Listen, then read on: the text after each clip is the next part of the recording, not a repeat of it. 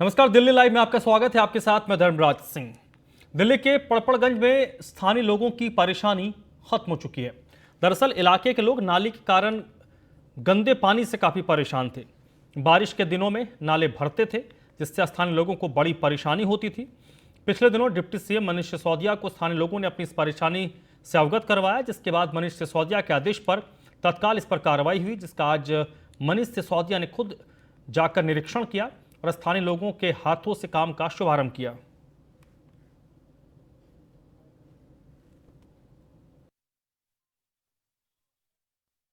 बहुत राहत मिलेगी। जब बरसात में पानी भरता था, सबसे दिक्कत है वो ख़त्म हो जाएगी। और कूड़ा भी फेंकते थे लोग वहाँ उसी नाले में, बदबू भी ख़त्म हो जाएगी। नाला बनना अच्छी बात है, सुविधा मिल जाएगी बहुत बढ़िया लोग वागों को, बहुत राहत मिलेगी। एनडीएमसी चुनावी साल को देखते हुए इस बार दिल्ली के लोगों को कोई नया टैक्स लगाने के मूड में नहीं है। दरअसल अप्रैल के मध्य में दिल्ली नगर निगम के चुनाव होने हैं, जिसको देखते हुए उत्तरी दिल्ली नगर निगम प्रस्तावित बजट में लोगों पर कोई भार नहीं डालना चाहती। एनडीएमसी में चुनावी चर्चा के दौरान पार्षदों ने जहां निगम को कई सुझाव दिए, वहीं विपक्ष ने एनडीएमसी के बजट को कागजी बजट बताते हुए बीजेपी पर एनडीएमसी की संपत्ति को बेचने का आरोप लगाया है। आर्थिक संकट से जूझ रही उत्तरी दिल्ली नगर निगम में चुनावी वर्ष को देखते हुए इस बार दिल्ली के लोगों को कोई नया टैक्स लगाने के मूड में नहीं है। बजट में इस बार हाउस टैक्स के अंदर लोगों को बड़ी राहत मिल सकती है। दरअसल इस साल अप्रैल के बीच दिल्ली नगर निगम के चुनाव होने हैं और उसी को देखते हुए उत्तरी दिल्ली नगर निगम प्रस्तावित बजट में लोगों पर कोई भार नहीं डालना चाहती है। हालांकि चुनाव चर्चा के दौरान पार्षदों ने कई सुझाव भी दिए हैं। नगर निगम की बैठक में बजट पर चर्चा के दौरान दिल्ली सरकार पर कई बड़े आरोप लगाते हुए कहा कि दिल्ली सरकार की ओर से निगम के फंड को रोकने के बावजूद हम दिल्ली की जनता को राहत देने के लिए बजट में कई प्रस्ताव लाए हैं। केजरीवाल सरकार हर तरह से एमसीडी को फेल करने के लिए जो हमारी पेमेंट्स थी वो उन्होंने कट कर रखा है। 13,000 करोड़ रुपया केजरीवाल सरकार ने दिल्ली नगर निगम को देना है। इसके अलावा हमारे सेकंड क्वार्टर में भी इस साल भी इन्होंने 370 करोड़ रुपया हमारा कट कर दिया। इतना सीमित साधन होने के बावजूद भी दिल्ली नगर निगम, उत्तरी दिल्ली नगर निगम सेवा में हम लोग सेवारत हैं और हमने किसी भी तरह का कोई टैक्स नहीं बढ़ाया और हमने भी कई ऐसे नए प्रोजेक्ट लेकर आए हैं जिसमें जो हमारी जनता के लिए वो बहुत ही लाभकारी हैं। इसलिए मैं तो आपको यही एश्योर करता हूँ कि इतने सीमित साधन के बावजूद भी हमने कहीं भी सेवा में कोई कमी नहीं छोड़ी। वहीं विपक्ष ने नगर निगम के इस बजट को कागजी बजट बता दिया है। साथ ही उत्तरी दिल्ली नगर निगम की संपत्ति बेचने जैसे कई गंभीर आरोप भी लगा रही है। देखिए, मैं इस बजट के बारे में इतना ही कहना चाहता हूँ कि ये कागजी बजट है और मुंगेरी लाल के हसीन सपने जैसा है। वो कहते हैं ना, घर में नहीं दाने और अम्मा चली भुनाने वाला हिसाब हमारी नॉर्थ एमसीडी के लोगों का है, मेयर साहब का है। सब जानते हैं ये बजट कागजी बजट है। ये जब इस बजट से पिछले 5 सालों का अगर हम देख लें इनका इतिहास, पिछले 5 सालों के अंदर हम समय से तनख्वाह नहीं दे पाए, कर्मचारियों को पेंशन नहीं दे पाए, उनके डीए नहीं दे पाए, यहाँ तक कि बोनस भी खा गए। ये किस मुंह से अपने बजट को अच्छा कह रहे हैं? तो ये 5 साल का तो इनका शासन, जो वर्तमान नॉर्थ एमसीडी के मेयर हैं, और इससे पहले भी 10 साल रहा है इनका, 15 साल का कुशासन चीख चीख के कह रहा है कि नॉर्थ एमसीडी को बर्बाद कर दिया है, दिवालिया कर दिया है। बहरहाल नगर निगम के चुनावों में कुछ ही दिन बचे हैं। एक तरफ सत्ता में वापसी के लिए बीजेपी शासित नगर निगम जहां लोगों को राहत देकर मतदाताओं को लुभाने की कोशिश कर रही है, वहीं विपक्ष बीजेपी शासित नगर निगम पर भ्रष्टाचार के आरोप लगाकर सत्ता में आने का दम भर रही है। दिल्ली से न्यूज़ 1 इंडिया के लिए संजय वर्मा की रिपोर्ट। पूर्वी दिल्ली के अस्पताल स्वामी दयानंद में पिछले काफी वक्त से वेतन नहीं मिलने को लेकर डॉक्टर और यूनियन के कर्मचारी हड़ताल पर हैं। अस्पताल प्रशासन की तरफ से सर्कुलर जारी कर स्ट्राइक कर रहे डॉक्टर्स और कर्मचारियों को वापस लौटने और कर्मचारियों को टर्मिनेट करने की चेतावनी दी गई। बहुत सारे डॉक्टर्स और कर्मचारियों ने अस्पताल प्रबंधन के खिलाफ विरोध प्रदर्शन किया। इस मामले पर चीफ मेडिकल ऑफिसर ने बताया कि पिछले 1 महीने के अंदर अस्पताल में ड्यूटी ज्वाइन करने वाले भी स्ट्राइक में शामिल होकर विरोध जता रहे हैं। ऐसे 22 डॉक्टर हैं जिन्होंने अस्पताल में ड्यूटी ज्वाइन की है। डॉक्टरों की हड़ताल की वजह से मरीजों को काफी परेशानियों का सामना करना पड़ रहा है।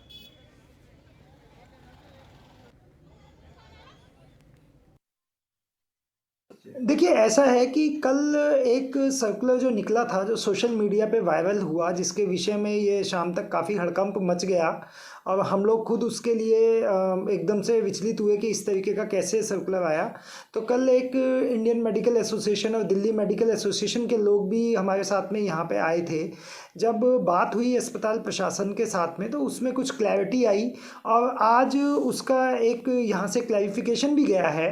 वो सर्कुलर जो निकाला गया था वो केवल उन डॉक्टर्स के लिए निकाला गया था जिन लोगों ने अभी जनवरी के महीने में ही यहाँ पे नौकरी ज्वाइन की है स्वामी दयानंद अस्पताल में। ये बताइए, आपने लेटर पढ़ा है, आपने भी देखा होगा लेटर में कहीं मेंशन किया गया है कि ये उनके लिए जो जनवरी में ज्वाइन किए हैं या उनके लिए कि जो फरवरी में ज्वाइन करके 1 तारीख से आ रहे हैं? लेटर में कुछ मेंशन नहीं किया गया है। दूसरी बात, जो डॉक्टर जनवरी में ज्वाइन किए हैं चाहे फरवरी में ज्वाइन किए हैं, हम सब एक हैं और हमारी यूनिटी एक साथ रहेगी।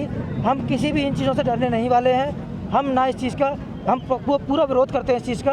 और हमारे साथ दिल्ली की all association, Delhi medical association, FAIMA, FORDA अब हमारे साथ हैं। 4 महीने सैलरी नहीं आई। सैलरी मांगना सभी का अधिकार है।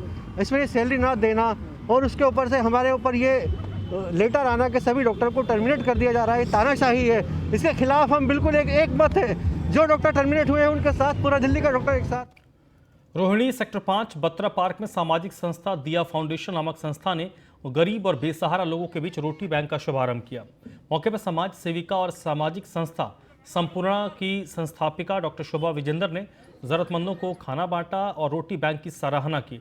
मौके पर अतिथि देवराज दास गुप्ता ने पुष्प गुच्छ देकर सम्मानित किया। इस मौके पर संस्था के संस्थापक देवराज दास गुप्ता, सागर प्रबंधक शमिता सिंह, समाजसेवी विजय डोगरा समेत कई लोग मौजूद थे।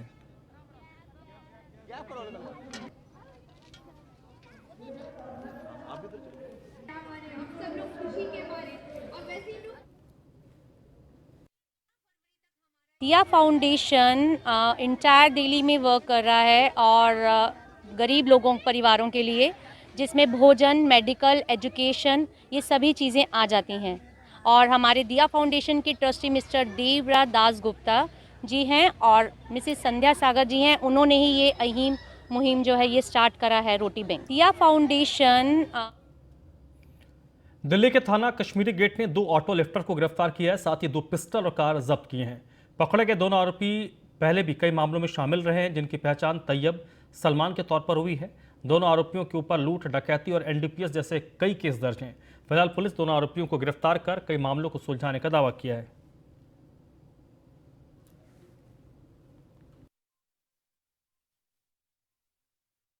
दिल्ली पुलिस के डिस्ट्रिक्ट नॉर्थ की टीम के थाना कश्मीरी गेट, वहाँ की पुलिस ने ये एक केस सॉल्व किया है जिसमें 2 ऑटो लिफ्टर पकड़े हैं।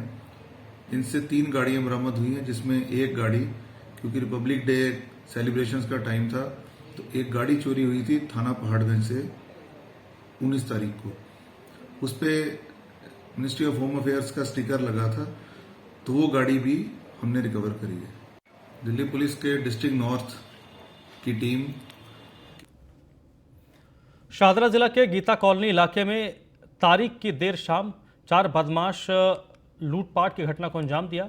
बदमाशों ने गन पॉइंट पर गांधीनगर के व्यापारी की स्कूटी और 6 लाख रुपए लूट लिए, जिसके बाद पुलिस ने 36 घंटे में 6 बदमाशों को पकड़ा है।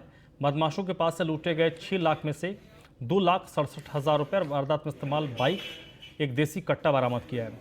एक बदमाश फरार है, जिसकी तलाश में पुलिस छापेमारी कर रही है।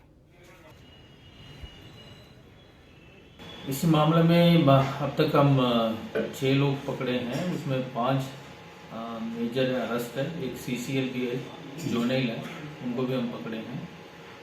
टोटल 2.67 लाख पैसा हमने जो रिकवर किए हैं। जो मोटरसाइकिल, 2 मोटरसाइकिल इसी वारदात में यूज़ हुआ है, वो भी बरामद हो गया है। एक देसी कट्टा भी हमने बरामद किए। इसी मामले में जो 1 तारीख जो कंप्लेनेंट है, ये गांधीनगर में कपड़े का दुकान है, शाम को ये पैसा लेकर अपना घर जा रहा था दुकान बंद करके, तभी इनको 2 मोटरसाइकिल में, एक मोटरसाइकिल में 3 लोग थे, दूसरी मोटरसाइकिल में 2 लोग थे। बाद में पता चला उसमें भी 3 लोग थे। ये लोग ने रास्ते में गली नंबर 9 गीता कॉलोनी, वहाँ पर इनको काफ़ी अंधेरा था, लोग इतना नहीं है, भीड़ भाड़ नहीं था, वहाँ पर इनको रोके, फिर इनको पिस्टल दिखाकर इन स्कूटी के साथ छीन लिया है। काफ़ी मेहनत करके 36 आवर्स में इसको पकड़ा। पूर्वी दिल्ली के मयूर विहार इलाके में बेखौफ बदमाशों द्वारा कथित तौर पर एक घर में घुसकर आग लगाने की घटना हुई है। पीड़ित परिवार ने कोर्ट में चल रहे एक पुराने मामले में समझौता नहीं करने पर इलाके में सक्रिय सट्टा गैंग के माफिया पर घटना को अंजाम देने का आरोप लगाया। घटना पास में लगे सीसीटीवी में कैद हुई है, जिसका वीडियो भी अब वायरल हो रहा है। घटना मयूर विहार थाना इलाके के त्रिलोकीपुर के 32 ब्लॉक की है, जहां पुरानी रंजिश के कारण 2 दर्जन से अधिक बदमाशों ने एक घर में आग लगा दी। गनीमत रही कि आगजनी के वक्त पीड़ित परिवार मकान की पहली मंजिल पर छुप गया, वरना यहां पर एक बड़ी घटना हो सकती थी। पीड़ित परिवार का आरोप है कि उनका पड़ोस में ही एक परिवार के साथ पैसे के लेन देन को लेकर मामला कोर्ट में चल रहा है। इलाके का सट्टा माफिया नाजिम उन पर मामले में समझौता करने का दबाव बना रहा था, जिसका विरोध उन्होंने किया तो नाजिम का भाई दिन में सरेआम हथियार लेकर हत्या के इरादे से उनके घर पहुंचा, जिसे पकड़कर पीड़ित परिवार ने पुलिस के हवाले किया।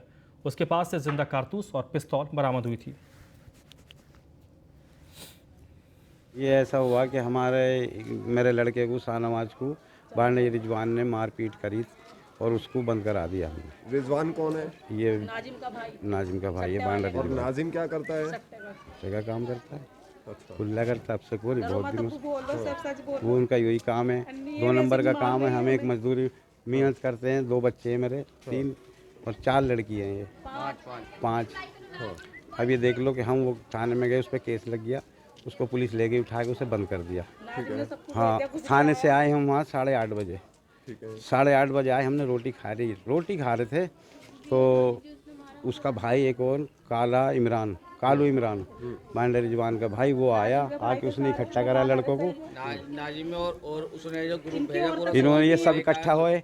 हम तीनों बाप बेटे हम आके रोटी खा रहे थे आके, और इन्होंने पथराव शुरू कर दिया इधर से। 1 साल से ज़्यादा हो गया हमारे केस। इन्होंने पहले हम पे 2-3 बार वार करे थे, पैसे वापस मांगने पे इन्होंने पैसे भी नहीं दिए। मेरे भाई पे 3 बार हमला कर दिया और दोनों केस जो है हाई कोर्ट में पहुंच चुके हैं और ये कह रहे हैं वापस ले लो वरना तुम्हारे साथ ऐसे ही करते रहेंगे। तो हमने कहा हमने ये मुकदमा वापस लेंगे, हम कुछ नहीं बोले, हमने कोर्ट पे छोड़ दिया सब कुछ। हमने तुमसे बोले ना हम पैसे मांग रहे हैं ना हम लड़ रहे हैं, जो करेगा अब कोर्ट में होएगा। हाई कोर्ट में मुकदमे चल रहे हैं। नाजिम का नाम भी उसमें बांडा है और नाजिम का भाई शुएब है। इनके सट्टों का कारोबार है और पूरी गैंग है इनके 50-60 घर है। ये